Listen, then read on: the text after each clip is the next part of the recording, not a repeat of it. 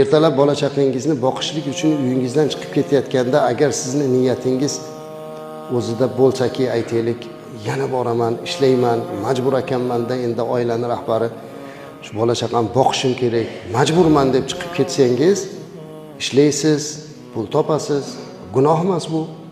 Gunoh emas, pul qildingiz, hammasi joyida. Lekin kelingda shunda niyatni sal o'zgartiraylik-da. Aytsangizki, Alloh Qur'onda ar-rijalu qawwamuna 'alan nisa, erkaklar ayollar ustiga boshliq dedi. Oila rahbari qildi. Alloh meni oilani rahbaridek mas'uliyat bilan yaratib, oilami ta'minotini mana gardanimga yuklagan ekan. Bugun o'sha vazifamni Alloh uchun bajargani chiqib ketyapman.